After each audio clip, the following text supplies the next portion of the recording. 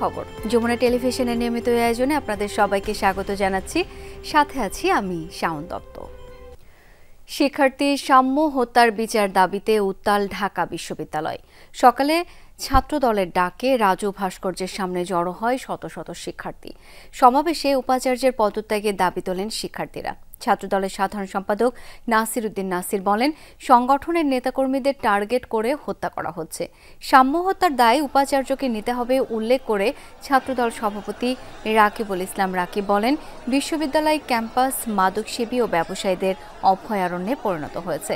এ সময় ঢাকা বিশ্ববিদ্যালয়ের হল ও প্রশাসন থেকে ফ্যাসিস্টদের সরানোর দাবিও জানান তিনি।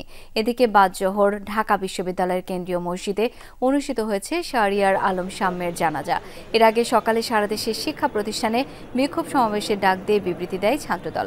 মঙ্গলবার দিবাগত রাতে তুচ্ছ ঘটনাকে কেন্দ্র করে দুর্বৃত্তের ছুরিকাঘাতে নিহত হন ঢাকা বিশ্ববিদ্যালয়ের শিক্ষা ও গবেষণা বিভাগের মাস্টার্সের শিক্ষার্থী ছাত্রদল নেতা সাম্য।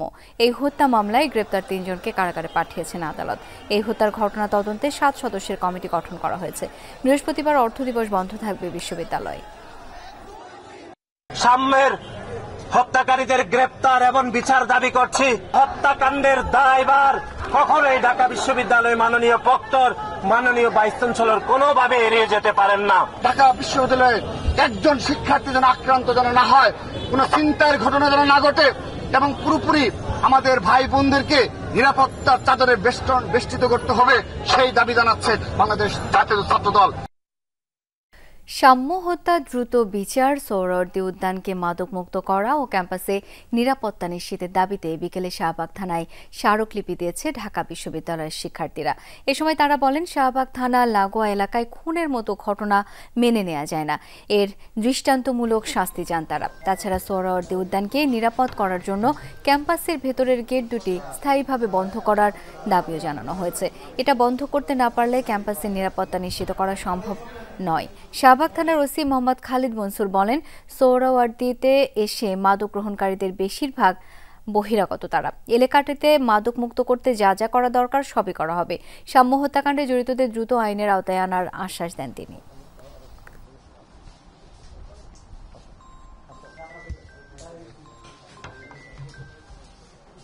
আমরা চাচ্ছি যে আমাদের যে একটা ইসে থেকে মানে ভিতর থেকে মানে অন্তর থেকে মানে আমরা একটা সমন্বিত একটা প্রয়াস তৈরি করে এটাকে আমরা নির্মূল করার জন্য যা যা করা দরকার আমরা ইনশাল্লাহ আমরা করব।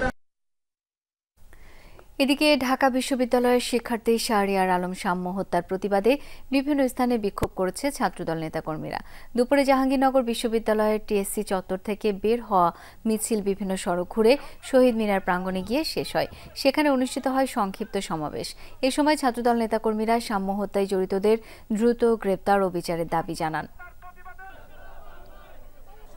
বিক্ষোভ হয়েছে সাম্যর এলাকা সিরাজগঞ্জে। দুপুরে সিরাজগঞ্জ সরকারি কলেজ ছাত্রদল নেতাকর্মীরা বিক্ষোভ মিছিল বের করেন। এ সময় বক্তারা হত্যাকাণ্ডে জড়িতদের দ্রুত গ্রেপ্তার দাবি জানান। সেই সাথে বিচার নিশ্চিতেরও আহ্বান জানান ছাত্রদল নেতাকর্মীরা।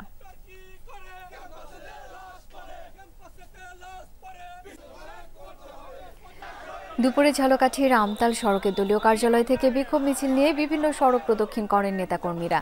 পরে স্থানীয় প্রেস ক্লাবের সামনে সমাবেশের আয়োজন করা হয়। শাহরিয়ার আলম সাম্য হত্যাকাণ্ডে জড়িতদের শাস্তি দাবি করেন বক্তারা। এছাড়া ঢাকা বিশ্ববিদ্যালয়ের ভিসির পদত্যাগও দাবি করেন তারা। এদিকে সাম্য হত্যাকাণ্ডের প্রতিবাদে বিক্ষোভ মিছিল করেছে টাঙ্গাইলের সরকারি সাদাত কলেজের ছাত্রদলের নেতাকর্মীরা। কলেজ ক্যান্টিনের সামনে থেকে শুরু হয়ে প্রশাসনিক ভবন, ব্যবসায়ী শিক্ষা ভবন, কলা ভবন হয়ে এক স্থানে গিয়ে শেষ হয় মিছিলটি। পরে সমাবেশ করেন শিক্ষার্থীরা।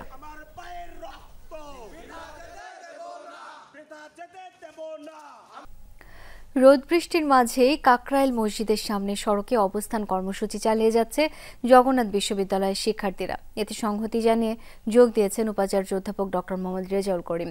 এর আগে দুপুরে প্রধান উপদেষ্টার বাসভবন যমুনা অভিমুখে লং মার্চ আটকে দিতে সাউন্ড গ্রেনেড ও টিয়ার শেল ছোড়ে পুলিশ। মৎস্য ভবন পার হওয়ার পর অ্যাকশনে যায় পুলিশ, ছড়ে জল কামানো। এতে আহত হয়েছে অন্তত 33 জন শিক্ষার্থী। বর্তমানে কাকরাইলে অবস্থান নিয়েছেন শিক্ষার্থীরা। সতর্ক অবস্থানে রয়েছে পুলিশ, এপিবিএন, বিজিবি ও সেনাবাহিনীর সদস্যরা। এদিকে নিরস্ত্র শিক্ষার্থীদের উপর হামলার তদন্ত, বিচার ও পুলিশ সদস্যদের বরখাস্ত ও 3 দফা দাবির ব্যাপারে সরকারের পক্ষ থেকে সুস্পষ্ট লিখিত বক্তব্য না আসা পর্যন্ত লাগাতার অবস্থান কর্মসূচি চলবে বলে জানিয়েছে জবি শিক্ষক সমিতি।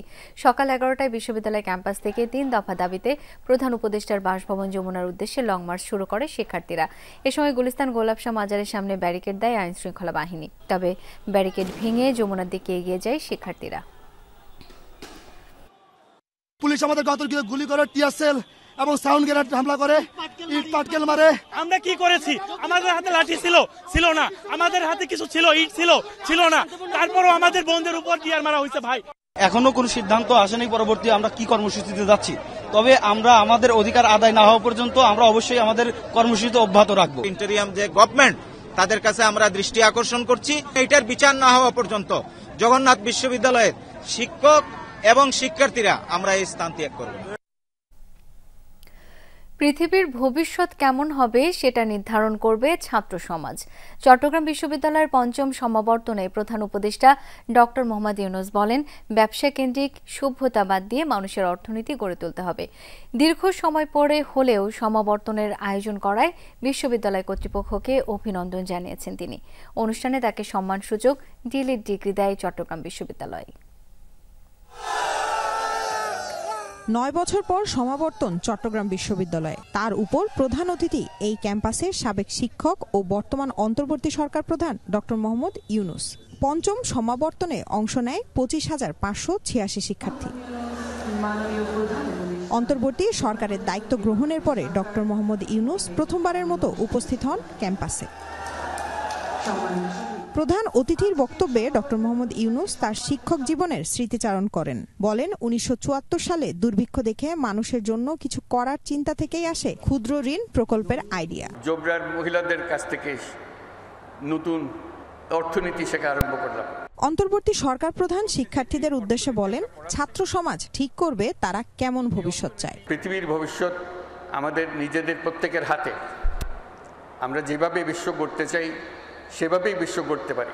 নিজের মনের একটা স্বপ্ন থাকতে হবে, এটাই আমার আবেদন, যে আমরা কী ধরনের বিশ্ব চাই, কী ধরনের সমাজ চাই, কী ধরনের সংসার চাই, কী ধরনের শিক্ষা ব্যবস্থা চাই।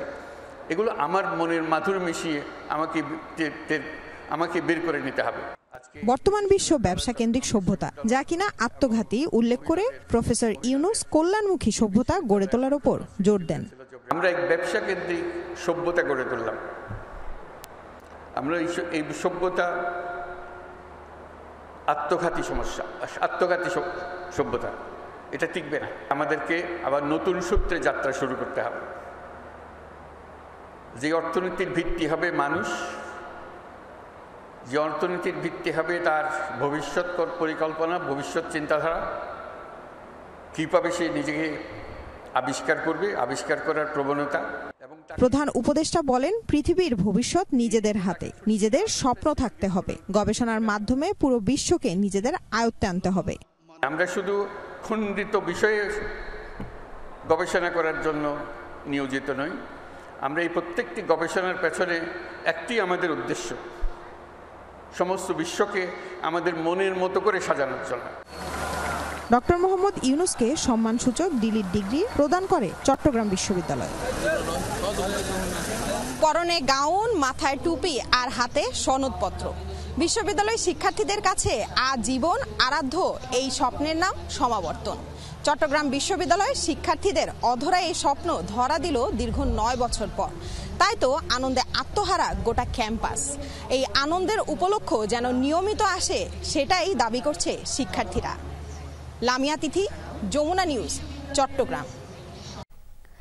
চট্টগ্রাম বন্দর দেশের অর্থনীতির হৃৎপিণ্ড। এই বন্দর বাদ দিয়ে অর্থনীতির নতুন পথ খোলা সম্ভব নয় বলে মন্তব্য করেছেন প্রধান উপদেষ্টা ডক্টর মোহাম্মদ ইউনূস। সকালে চট্টগ্রাম বন্দরের এনসিটি ইয়ার্ড 5-এ অনুষ্ঠিত এক মতবিনিময় সভায় এসব কথা বলেন তিনি। বলেন, বাংলাদেশের অর্থনীতি পাল্টাতে হলে চট্টগ্রাম বন্দরই ভরসা।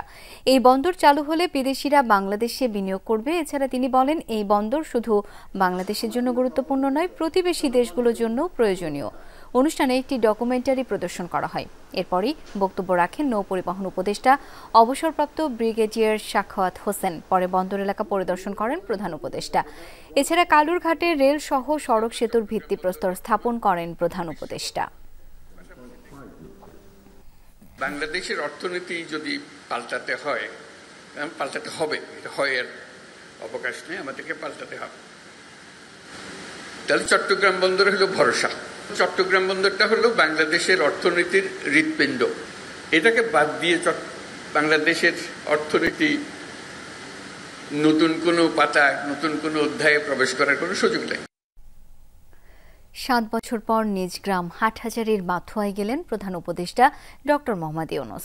বিকেল 5:30 নাগাদ বাথুয়ায় পৌঁছে প্রথমে পৈতৃক বসতবাড়িতে পরিবার ও স্বজনদের সাথে দেখা এবং কৌশল বিনিময় করেন প্রধান উপদেষ্টা। তাদের সাথে সময় কাটিয়ে দাদা দাদির কবর জিয়ারত করেন তিনি। এরপর এলাকাবাসীর আবদার চাওয়া পাওয়ার কথা শোনেন। ডক্টর ইউনূসের সফরের খবরে সেখানে ভিড় করে হাজারো মানুষ।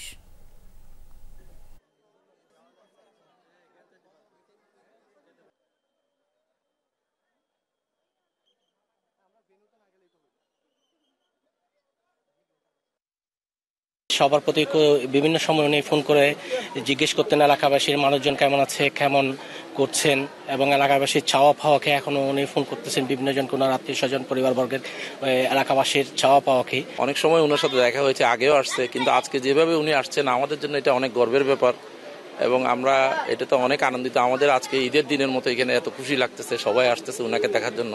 ওনার জন্য দোয়া করি উনি উত্তর দীর্ঘায়িত হোক, দেশের মঙ্গল করুক। মধ্যপ্রাচ্যের প্রভাবশালী 3 মুসলিম দেশে মার্কিন প্রেসিডেন্ট ডোনাল্ড ট্রাম্পের সফরে রীতিমতো উপেক্ষিত গাজা। 4 দিনে বিলিয়ন বিলিয়ন ডলারের সামরিক ও বাণিজ্যিক চুক্তির পরিকল্পনা থাকলেও এজেন্ডায় নেই গাজায় যুদ্ধবিরতির আলোচনা। ইসরায়েলের বোমার আঘাত আর ক্ষুধায় যখন ফিলিস্তিনিদের প্রাণ ঝরছে, তখন সৌদি আরবে রাজকীয় সংবর্ধনা পাচ্ছেন যুক্তরাষ্ট্রের প্রেসিডেন্ট। উপহার হিসেবে বিলাসবহুল বিমান দিচ্ছে কাতার। 4 দিনের মধ্যপ্রাচ্য সফরে মার্কিন প্রেসিডেন্ট ডোনাল্ড ট্রাম্প প্রথম গন্তব্য সৌদি আরবে পৌঁছেই পেয়েছেন রাজকীয় অভ্যর্থনা। লাল নয় বেগুনি গালিচায় তাকে স্বাগত জানান সৌদি আরবের যুবরাজ মোহাম্মদ বিন সালমান। পরে দেয়া হয় গার্ড অব অনারও। যেই ট্রাম্পকে বরণ করতে সৌদি আরবের এত আয়োজন, তার বিরুদ্ধেই রয়েছে ইসরায়েলকে অন্ধ সমর্থনের অভিযোগ। নজিরবিহীন বর্বরতায় গাজাকে লাশের শহরে পরিণত করার মিশনে শুরু থেকেই নেতানিয়াহু প্রশাসনের পাশে যুক্তরাষ্ট্র। গাজায় যুদ্ধবিরতি আলোচনায় অন্যতম মধ্যস্থতাকারীর ভূমিকাও নিয়েছে তারা। তবে যখন মধ্যপ্রাচ্যের প্রভাবশালী 3 দেশে ভ্রমণ করছেন, তখন এজেন্ডায় নেই গাজায় আগ্রাসনের ইস্যুটি। বিশ্লেষকদের মত, মূলত বাণিজ্যিক উদ্দেশ্যেই এই সফর। সঙ্গী হিসেবেও আছেন ব্যবসায়ী ধনকুবের ইলন মাস্ক। অংশ নিচ্ছেন বেশ কয়েকটি বাণিজ্যিক সম্মেলনে। কাতার ও সংযুক্ত আরব আমিরাত সফরেও গুরুত্ব পাবে বাণিজ্য চুক্তি। তিনি যে 3 দেশ সফর করেছেন, প্রতিটিতেই তার আবাসিক প্রকল্প কিংবা গলফ কোর্স প্রকল্প রয়েছে। অর্থাৎ 3 দেশেই তার ব্যবসায়িক স্বার্থ রয়েছে। এই সফরে এমন অনেক সরকারি সিদ্ধান্ত আসতে পারে যা তার এইসব প্রকল্পকে প্রভাবিত করতে পারে।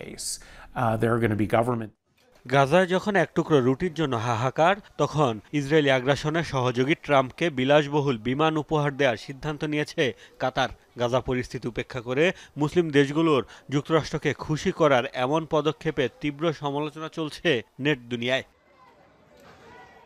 মোস্তফা মাহমুদ, যমুনা নিউজ। সৌদি আরব ও ইসরায়েলের মাঝে সম্পর্ক স্থাপন করতে পারলে তা হবে স্বপ্নের মতো, এমন মন্তব্য করেছেন মার্কিন প্রেসিডেন্ট ডোনাল্ড ট্রাম্প। মঙ্গলবার সৌদি আরব পৌঁছে কথা বলেছেন তিনি। আরব দেশগুলোর সাথে ইসরায়েলের সম্পর্ক স্বাভাবিক করতে একটি চুক্তি তৈরি করেছেন ট্রাম্পের পূর্বসূরি জো বাইডেন, যেখানে সংযুক্ত আরব আমিরাত, বাহরাইন, সুদান, মরক্কো ইসরায়েলকে স্বীকৃতি দিলেও চুক্তিতে সই করেনি সৌদি আরব। গতকাল ট্রাম্প বলেছেন, আব্রাহাম অ্যাকর্ড অনুযায়ী সৌদি আরব যদি ইসরায়েলকে স্বীকৃতি দেয় তা স্বপ্নের মতো হবে, তবে এই বিষয়ে রিয়াদকে তিনি বেশি চাপ না দিয়ে সিদ্ধান্ত সৌদি আরবের উপরই ছেড়ে দিচ্ছেন। বাংলাদেশের সর্বস্তরের ডিপ্লোমা ইন নার্সিং এবং ডিপ্লোমা ইন মিডওয়াইফারি কোর্সকে স্নাতক সমমানের স্বীকৃতি দেওয়ার দাবিতে শাহবাগে সড়ক অবরোধ করেছেন নার্সিং শিক্ষার্থীরা। দুপুরে ডিপ্লোমা ইন নার্সিং ও মিডওয়াইফারি ডিগ্রি বাস্তবায়ন কমিটির ব্যানারে শিক্ষার্থীরা সড়কে অবস্থান নেন। এর ফলে ঢাকার গুরুত্বপূর্ণ এই মোড় হয়ে যানবাহন চলাচল বন্ধ হয়ে যায়। শিক্ষার্থীরা জানান, ডিপ্লোমা নার্সিংকে অনার্স সমমান দিতে হবে, নতুবা ডিপ্লোমা কোর্স সম্পন্ন করা নার্সরা পেশাগত ও প্রশাসনিক ক্ষেত্রে বৈষম্যের শিকার হচ্ছেন। তারা মনে করেন চাকরির ক্ষেত্রে অবহেলা ও বঞ্চনার শিকার হতে হচ্ছে তাদের। এর আগে রাজধানীর কেন্দ্রীয় শহীদ মিনারে তারা অবস্থান নিয়ে আলটিমেটাম দেন, তবে আলটিমেটামে সরকারের পক্ষ থেকে কোনো সাড়া না মেলায় শাহবাগ অবরোধ করেন। জামায়াতে ইসলামী নিবন্ধন ও প্রতীক ফিরে পাওয়ার আপিলের শুনানি শেষ, একজন রায় ঘোষণা করবেন সর্বোচ্চ আদালত। রায় নিবন্ধন ও প্রতীক ফিরে পাওয়ার আশার কথা জানিয়ে আইনজীবী শিশির মনির বলেন, দাড়িপাল্লা প্রতীকের রাজনৈতিক দাবিদার জামায়াত। 2013 সালের 1 আগস্ট হাইকোর্ট জামায়াতের নিবন্ধন বাতিল ও অবৈধ ঘোষণা করে রায় দেন। এই রায়ের বিরুদ্ধে আপিল করলে 2023 সালের নভেম্বরে আইনজীবী অনুপস্থিত দেখিয়ে আপিল খারিজ করে দেয় আপিল বিভাগ। পরে গেল বছরের 1 সেপ্টেম্বর জামায়াতের নিবন্ধনের আপিল পুনরুজ্জীবিত করা হয়। বুধবার প্রধান বিচারপতি সৈয়দ রেফাত আহমেদের নেতৃত্বে 4 বিচারপতির আপিল বেঞ্চে এই মামলার শুনানি হয়। এ সময় বাদীপক্ষের আইনজীবীরা বলেন, দল নিষিদ্ধের ক্ষমতা আদালতের নেই, কিন্তু তৎকালীন হাইকোর্ট জামায়াতের নিবন্ধন বাতিল করে বিচার বিভাগকে রাজনীতিকরণ করেছে। শুনানি শেষে রায়ের জন্য 1 জুন দিন ধার্য করেছে আপিল বিভাগ। আজকে আদালতে মূলত আমরা বলেছি যে জামায়াতের রেজিস্ট্রেশন প্রক্রিয়াটা বাতিল করার মাধ্যমে এবং কেয়ারটেকার গভর্নমেন্ট সিস্টেম বাতিল করার মাধ্যমে পলিটিসাইজেশন অব জুডিশিয়ারি করা হয়েছে, অর্থাৎ বিচার বিভাগকে রাজনীতিকীকরণ করা হয়েছে। একই সাথে জামায়াতের আইনজীবীরা তাদের দাড়িপাল্লা প্রতীকের পক্ষে যুক্তি দেন। বলেন, জামায়াতের সঙ্গে এই প্রতীক ওতপ্রোতভাবে জড়িত। সুপ্রিম কোর্ট প্রতিষ্ঠার আগেই দাড়িপাল্লা প্রতীকটি তাদের। সব নির্বাচনে জামাত ইসলামী দাড়িপাল্লা প্রতীক নিয়ে অংশগ্রহণ করেছে, ইলেক্টেড হয়েছে, মন্ত্রী হয়েছে। ফলে জামাত ইসলামীর সাথে দাড়িপাল্লা প্রতীক ওতপ্রোতভাবে জড়িত। মানুষ শুধু রাজনৈতিক দল দেখে না, সাথে সাথে রাজনৈতিক সিম্বলটাও দেখে। 2016 সালে তৎকালীন প্রধান বিচারপতি এস.কে. সিনহার সভাপতিত্বে ফুল কোর্ট সভা ডেকে জামায়াতের প্রতীক বাতিল করা হয়। নির্বাচন কমিশনের আইনজীবীরা জামায়াতের নিবন্ধন ইস্যুতে কোনো মন্তব্য করতে রাজি হননি। রাব্বি সিদ্দিকী, যমুনা নিউজ, ঢাকা। দুদকের মামলায় 3 বছরের সাজাপ্রাপ্ত ডাক্তার জুবাইদা রহমানকে জামিন দিয়েছেন হাইকোর্ট। একই সঙ্গে সাজার বিরুদ্ধে তার আপিল শুনানির জন্য গ্রহণ করেছেন আদালত। বুধবার সকালে বিচারপতি মোহাম্মদ খসরুজ্জামানের একক হাইকোর্ট বেঞ্চ এই আদেশ দেন। জুবাইদা রহমানের আইনজীবী ব্যারিস্টার এস.এম. শাহজাহান বলেন, মামলা নিষ্পত্তি না হওয়া পর্যন্ত জামিন দেওয়া হয়েছে তাকে। এছাড়াও ব্যারিস্টার মাহবুবউদ্দিন খোকন কথা বলেন, সম্পূর্ণ রাজনৈতিক উদ্দেশ্যে ডাক্তার জুবাইদা রহমানকে সাজা দেওয়া হহয়েছিল বলেন। এটি এর আগে গতকাল জ্ঞাত আয় বহির্ভূত সম্পদ অর্জনের মামলায় 3 বছরের কারাদণ্ডাদেশের বিরুদ্ধে আপিল করেছিলেন ডাক্তার জুবাইদা রহমান। এই জন্য 587 দিন বিলম্ব মার্জনা চেয়ে তার করা আবেদন মঞ্জুর করেছেন হাইকোর্ট। 2023 সালের আগস্টে জ্ঞাত আয় বহির্ভূত সম্পদ অর্জনে বিএনপির ভারপ্রাপ্ত চেয়ারম্যান তারেক রহমানের 9 বছর, তার স্ত্রী ডাক্তার জুবাইদা রহমানের 3 বছরের কারাদণ্ড দিয়েছিলেন আদালত। ওনার উপর আরোপিত দণ্ডাদেশে যে ফাইন ছিল সেই ফাইনটা স্টে করেছেন এবং এই আপিল নিষ্পত্তি না হওয়া পর্যন্ত ওনাকে নিজের জিম্মায় অথবা আইনজীবীদের জিম্মায় ওনাকে জামিন দিয়েছেন। তারেক রহমান সাহেব বা জুবাইদা রহমান কোনো অবৈধ উপায়ে অসুদ উপায়ে দুর্নীতির মধ্যে কোনো সম্পদ অর্জন করেছে। Not a single word has been mention. Zia পরিবারকে রাজনীতি হেয় প্রতিপন্ন করার জন্য তারেক রহমান সাহেব এবং ডক্টর জুবাইদা রহমানকে এই মামলায় সাজা দেওয়া হয়েছে। ডিএসসিসির মেয়র হিসেবে বিএনপি নেতা ইশরাক হোসেনের শপথ বিলম্বের প্রতিবাদে ঢাকা দক্ষিণ সিটি কর্পোরেশনের সামনে বিক্ষোভ করেছে তার কর্মী সমর্থকরা। তাদের দাবি, দ্রুত মেয়র হিসেবে শপথ করিয়ে দায়িত্ব বুঝিয়ে দিতে হবে ইশরাক হোসেনকে। বিক্ষোভকারীরা নগর ভবনের সামনের রাস্তা বন্ধ করে দেয়। এতে 3 ঘণ্টা বন্ধ থাকে যান চলাচল। আগামীকাল সকালে আবারও বিক্ষোভের ডাক দিয়েছেন তারা। বুধবার সকালে খণ্ড খণ্ড মিছিল নিয়ে নগর ভবনের সামনে আসতে থাকেন নেতাকর্মীরা। এরই মধ্যে শতাধিক দাঁড়িয়ে যান ফুটপাথে। বিএনপির কেন্দ্রীয় নেতা ইশরাক হোসেনকে দক্ষিণ সিটির মেয়র হিসেবে দ্রুত শপথ করানোর দাবি তাদের। ঘণ্টাখানেকের মধ্যে জমায়েত বাড়ে। তখন নগর ভবনের ঠিক নিচে সমবেত হন তারা। চলতে থাকে বক্তৃতা। উনি নির্বাচিত হয়েছে, এখন আমরা আমাদের দাবি উনি ওনার জায়গায় বসবে। তারা আজকে ইঞ্জিনিয়ার ইশরাক হোসেনকে শপথ নিতে দিচ্ছে না, তো এখানে তো গণতন্ত্রের আমি কোনো ছোঁয়া ফাটাও দেখতে পাচ্ছি না। ইঞ্জিনিয়ার ইশরাক হোসেন যদি মেয়রের দায়িত্ব নেয়, আমাদের এই ঢাকা দক্ষিণ সিটি কর্পোরেশনকে অনেক এগিয়ে নিয়ে যাবে। নেতাকর্মীরা বলেন, আদালত ইশরাককে মেয়র ঘোষণা করলেও এখনও তার শপথ অনুষ্ঠান হয়নি। তাদের অভিযোগ, একটি গোষ্ঠী আদালতের এই রায় বাস্তবায়ন হতে দিচ্ছে না। এই শপথ পরায়ণে যারা এখনো সহযোগিতা করতেছেন না, আমরা তাদেরকে আগামী দিনে চিহ্নিত করে এই সিটি কর্পোরেশনের শপথ নিয়ে তারপর এখান থেকে ঘরে ফিরব। জনগণের ম্যান্ডেট ছাড়া ক্ষমতায় এসে বেশি বাড়াবাড়ি করলে জনগণ সেই ক্ষমতা কেড়ে নিতেও জানে।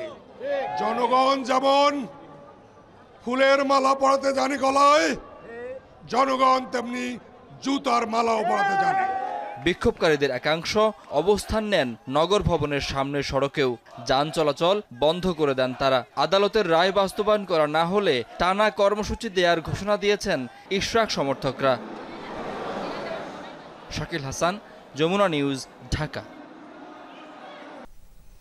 6 কোটি ভারতীয় রুপিতে দিল্লি ক্যাপিটালসের হয়ে ইন্ডিয়ান প্রিমিয়ার লিগে খেলবেন মুস্তাফিজুর রহমান।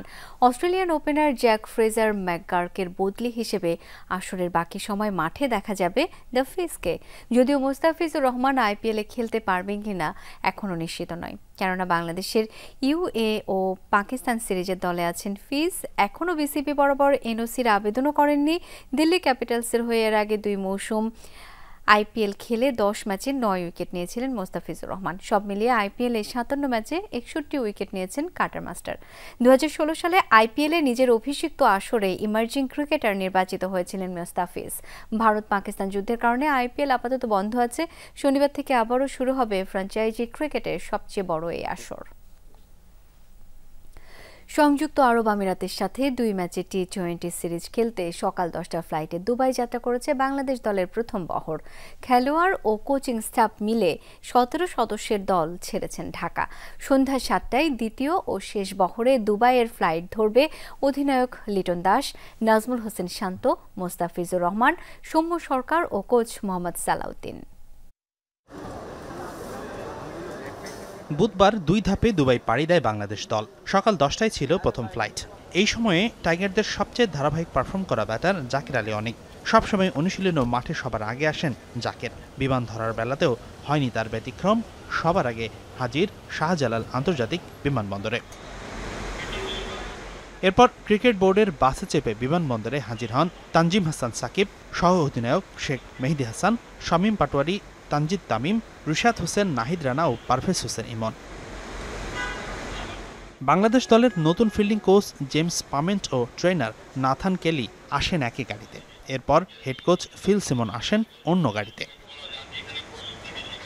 সবশেষ 2 ক্রিকেটার হিসেবে তানভীর আহমেদ ও পেসার হাসান মাহমুদ আসেন বিমানবন্দরে। সব মিলে এদিন ক্রিকেটার, কোচিং ও সাপোর্ট স্টাফ মিলে 17 সদস্যের বহর সকালে ধরেছেন দুবাইয়ের ফ্লাইট। স্বাগতিক সংযুক্ত আরব আমিরাতের বিপক্ষে শারজাতে 17 ও 19 মে 2টি টি20 ম্যাচ খেলবে বাংলাদেশ। এরপর সবকিছু ঠিক থাকলে পাকিস্তান সফরে যাবার কথা টাইগারদের। বাংলাদেশের সবশেষ পাকিস্তান সফরে ঐতিহাসিক টেস্ট সিরিজ জিতেছিল দল। রাওয়ালপিন্ডির সেই সিরিজে টাইগারদের স্টার পারফর্মার ছিলেন পেসার হাসান মাহমুদ। পাকিস্তান সফরে শেষ পর্যন্ত দল গেলে এবারও জয় নিয়ে ফেরার প্রত্যয় নিয়ে ঢাকা ছাড়লেন হাসান। এখন আমরা জিতে আসবো ইনশাআল্লাহ। আর কিছু হাসানুর রহমান, যমুনা স্পোর্টস, ঢাকা। দ্রুত নির্বাচন দিয়ে জনগণকে ভোটাধিকার প্রয়োগের সুযোগ করে দিতে অন্তর্বর্তীকালীন সরকারের প্রতি আহ্বান জানিয়েছেন বিএনপি চেয়ারপারসনের উপদেষ্টা জয়নুল আবদিন ফারুক। সকালে জাতীয় প্রেসক্লাবে অতি দ্রুত নির্বাচনের রোডম্যাপ ঘোষণা এবং ৩১ দফা বাস্তবায়ন সংক্রান্ত এক আলোচনা সভায় এই আহ্বান জানান তিনি। বলেন, বিএনপি গত ১৬ বছর ধরে একটি পরিচ্ছন্ন নির্বাচনের জন্য আন্দোলন করে যাচ্ছে। ২৪-এ ছাত্র জনতা প্রাণ দিয়েছে সুষ্ঠু নির্বাচনের জন্য, তাই নির্বাচন বিলম্বিত না করার আহ্বান জানান তিনি।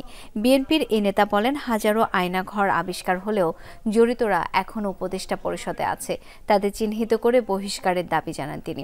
সাবেক প্রেসিডেন্ট আব্দুল হামিদের দেশ ত্যাগ নিয়ে জয়নুল আবদিন ফারুক বলেন, দেশ ছাড়ার পর তদন্ত কমিটি করা হাস্যকর, সরকারের গোয়েন্দা তথ্যের ঘাটতি ছিল বলেও ক্ষোভ জানান তিনি।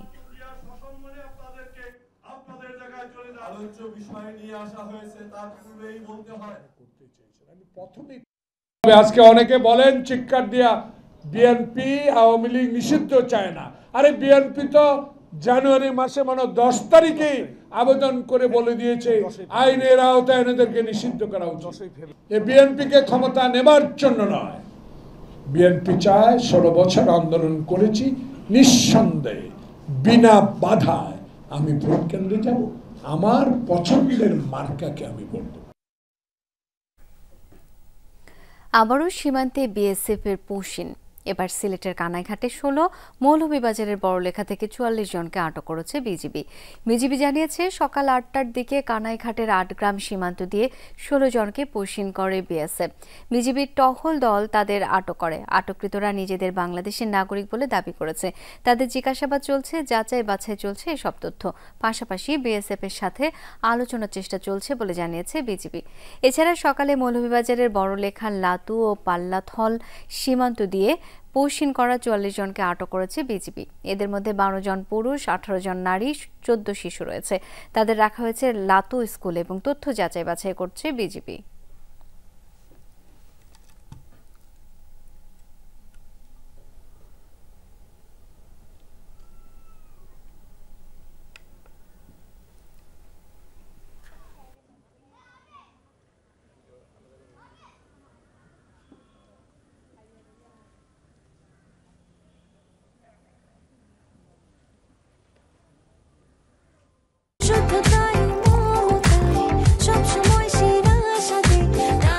প্রাণ UHT মিল্ক, শুদ্ধতায় ও মমতায় সবসময় সেরা স্বাদে। দর্শক, কিছুক্ষণ আগে জানিয়েছি ডিপ্লোমা ইন নার্সিং এবং ডিপ্লোমা ইন মিডওয়াইফারি কোর্সকে স্নাতক সমমানের স্বীকৃতি দেওয়ার দাবিতে শাহবাগে সড়ক অবরোধ করে রেখেছেন নার্সিং শিক্ষার্থীরা। আমরা এই বিষয়ে আরও জানতে চাই। এই মুহূর্তে শাহবাগ থেকে আমার সঙ্গে যোগ দিচ্ছেন সহকর্মী রেদওয়ান আহমেদ। রেদওয়ান, অবরোধের প্রভাব কেমন দেখছেন? আন্দোলনকারীদের বক্তব্য কি? এবং জানতে চাই প্রশাসনের কেউ কি এসেছেন সেখানে? দুপুর 2টা থেকে কিন্তু এই শাহবাগের মোড়ে শিক্ষার্থীরা অবস্থান নিয়েছে এবং তারা যেটি বলছেন তাদের যে 1 দফা দাবি, সেই দাবি পূরণ না হওয়া পর্যন্ত কিন্তু তারা এই অবরোধ চলমান রাখবেন এবং সেই সাথে দাবি পূরণ না হওয়া পর্যন্ত কিন্তু তারা এই অবরোধ চলমান রাখবেন এবং সেই সাথে শাহবাগ মোড়ের যে চারিদিক কিন্তু এখন অবরুদ্ধ এবং শিক্ষার্থীরা যেহেতু দুপুর 2টা থেকে অবস্থান করছেন এবং তাদের যেটি দেখা যাচ্ছে যে তাদের মধ্যে অনেকেই অসুস্থ হয়ে গেছেন এবং তাদের শারীরিক অবস্থা বেশ, যতক্ষণ পর্যন্ত তাদের এই আন্দোলন চলমান রাখা যায়, যতক্ষণ পর্যন্ত তাদের এই দাবি আদায় করা না হচ্ছে, ততক্ষণ পর্যন্ত তারা এই সড়ক অবরোধ ছাড়বেন না। সেই সাথে এই দুপুর থেকেই যেহেতু এই রাজধানীর এই মূল সড়ক শাহবাগ মোড় যেহেতু অবরোধ হয়ে আছে, তার জন্য কিন্তু প্রতিটি মোড়েই আসলে যানজটের সৃষ্টি হয়েছে। ঢাকা শহরের বেশ কিছু জায়গায় এই শাহবাগের মোড় থেকে কিন্তু এই যানজট শুরু হয়ে কিন্তু বিভিন্ন সড়কে আসলে যানজটের তীব্রতা দেখা দিয়েছে। সেই সাথে বৃষ্টি এবং রোদ হওয়ার কারণে কিন্তু দুপুর থেকে এই শিক্ষার্থীদের যে পরিস্থিতি সেটি কিন্তু বেশ শঙ্কাজনক এবং তারা যেটি বলছেন যে এই দাবি পূরণে তারা একাত্ম এবং তারা এই যে তাদের 1 দফা দাবি, সেই 1 দফা দাবি বাস্তবায়নে তারা এই মোড়ে অবস্থান নেবেন এবং পুলিশের যে ব্যারিকেড, সেই ব্যারিকেড সরিয়ে কিন্তু তারা অবস্থান নিয়েছেন এই মুহূর্তে এবং এই দাবি আদায়ে তারা যেটি বলছেন যে মানববন্ধন, সড়কে বিষয় বিভিন্ন কর্মসূচি তারা পালন করেছেন। যেহেতু কোনোটিতেই কাজ হয়নি, তার জন্যই তারা একরকম বাধ্য হয়ে বলা যায় যে এই সড়ক অবরোধের মতন কর্মসূচি তারা দিয়েছেন, এমনটি কিন্তু জানাচ্ছিলেন শিক্ষার্থীরা। এখন পর্যন্ত এই সড়ক কখন নাগাদ খোলা হবে এবং তারা তাদের দাবি পূরণে কি প্রশাসনের কোনো উদ্যোগ দেখা যাবে কিনা সেই বিষয়ে আমরা নিশ্চিত নই। তবে এখন পর্যন্ত কিন্তু শিক্ষার্থীদের যে পরিস্থিতি, তারা সড়কে অবস্থান নিয়েছেন এবং সেই সড়কের যে যানজট সেটি কিন্তু একেবারেই জনভোগান্তিতে পরিণত হয়েছে। নিশ্চয়ই পরের আপডেটটুকু আপনার মাধ্যমে জানাতে পারবো দর্শকদেরকে। ধন্যবাদ আপনাকে। প্রথমবারের মতো আইসিসির মাস সেরা ক্রিকেটারের স্বীকৃতি পেলেন টাইগার অলরাউন্ডার মেহেদী হাসান মিরাজ। সাকিব মুশফিকের পর তৃতীয় বাংলাদেশি ক্রিকেটার হিসেবে স্বীকৃতি পেলেন তিনি। এপ্রিলে অসাধারণ পারফরম্যান্সের জন্য মাস সেরা ক্রিকেটার নির্বাচিত হন মিরাজ। জিম্বাবুয়ের পেসার ব্লেসিং মুজারাবানি ও নিউজিল্যান্ডের বেন সিয়ার্সকে পেছনে ফেলে এপ্রিল মাসের সেরা ক্রিকেটারের স্বীকৃতি পান তিনি। ঘরের মাঠে জিম্বাবুয়ের বিপক্ষে টেস্ট সিরিজে অসাধারণ নৈপুণ্য দেখিয়ে হয়েছিলেন সিরিজ সেরা। সিলেট টেস্টে 2 10 উইকেট নেন তিনি। এরপর সিরিজের দ্বিতীয় টেস্টে সেঞ্চুরির পাশাপাশি 5 উইকেট নিয়ে জেতেন ম্যাচ ও সিরিজ সেরার পুরস্কার। সামরিক বাহিনীর মহড়া পরিদর্শন করেছেন উত্তর কোরিয়ার সর্বোচ্চ নেতা কিম জং উন। বুধবার বিষয়টি নিশ্চিত করেছে দেশটির সংবাদ সংস্থা KCNA। মহড়ায় অংশ নেয় উত্তর কোরিয়ার সামরিক বাহিনীর স্পেশাল ফোর্স বাহিনীর আর্টিলারি এবং আর্মার ডিভিশনের বিভিন্ন যুদ্ধ কৌশল পর্যবেক্ষণ করেন কিম জং উন। ট্যাঙ্ক থেকে গোলাবর্ষণ সহ যুদ্ধ প্রশিক্ষণের বিভিন্ন বিষয় তার সামনে তুলে ধরে সেনাবাহিনী। এ সময় বিশেষ অভিযান সম্পর্কে সেনাদের সাথে আলাপ আলোচনাও করেন কিম জং উন। আলোচনায় কিম বলেন, যুদ্ধ পরিস্থিতি মোকাবেলায় সঠিক ও পূর্ণাঙ্গ প্রস্তুতির কোনো বিকল্প নেই। চাঁপাইনবাবগঞ্জে আন্তনগর ট্রেন চালু সহ 8 দফা দাবিতে রেলপথ অবরোধ কর্মসূচি পালন করেছে সুশাসনের জন্য নাগরিক সুজন সহ জেলা সর্বস্তরের মানুষ। সকালে রেল স্টেশনে মল্লিকা কমিউটার এক্সপ্রেস ট্রেন অবরোধ করে এই কর্মসূচি পালিত হয়। এ সময় প্রায় পৌনে 1 ঘন্টা ট্রেনটি অবরোধ করে রাখেন আন্দোলনকারীরা। পরে রেলওয়ের ঊর্ধ্বতন কর্তৃপক্ষের আশ্বাসে অবরোধ প্রত্যাহার করেন তারা। কর্মসূচিতে বক্তারা বলেন, ট্রেনগুলোর যাত্রাপথ সম্প্রসারিত করে চাঁপাইনবাবগঞ্জ রেল স্টেশন পর্যন্ত বর্ধিতের দাবি অনেকদিন ধরে জানানো হচ্ছে। এ সময় তারা বলেন, 8 দফা দাবি আদায় না হওয়া পর্যন্ত একের পর এক শান্তিপূর্ণ আন্দোলন চলবে।